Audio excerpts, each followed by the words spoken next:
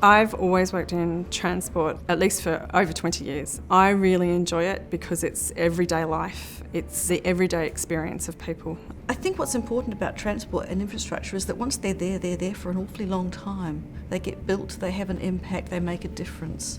So you can either build it badly, you can build it in kind of okay sort of way, business as usual, or you can try to bring to it that broader urban design thinking, which is about people, it is about amenity, it is about place. Mainly we investigate the context within which the project sits. We look for clues in the heritage or the landscape or the topography and find ways to explore those ideas within the project itself. We do that in multiple ways. Often for the Indigenous layer, it will be understanding the local stories.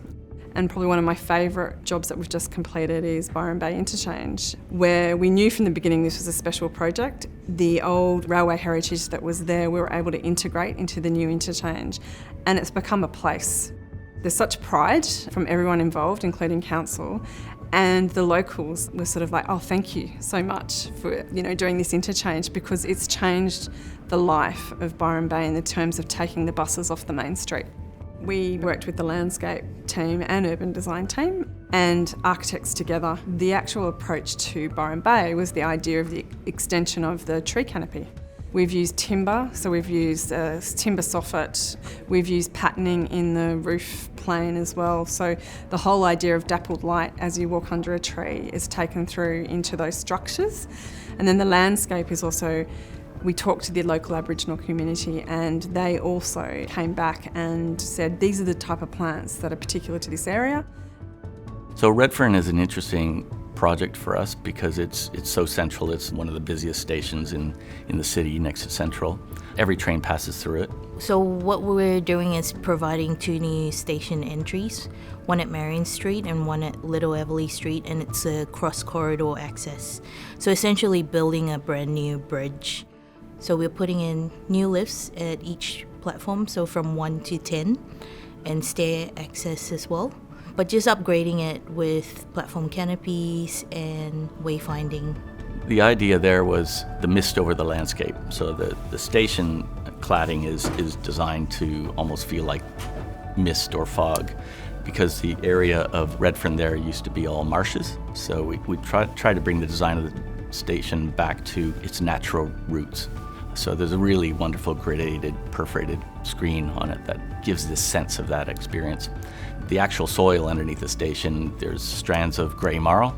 So the design of the brickwork brings in streaks of grey into the brickwork. And it does have the gradation that translated from the smoke and mist concept that we had for the screen. So to see that actually built and representing our ideas and concept is amazing. So Beeline's a fantastic project. It's a new transport system for Sydney. It's called Rapid Bus. This is something that has been so well received, both on the political divide and on the local community divide. It's basically on the northern beaches at the moment, but it will be taken all through the rest of Sydney. One of the fantastic outcomes, I think, on Beeline was not just the distinctive architecture of the stop shelters themselves, but also Manly Vale Car Park, where it has an integrated green facade.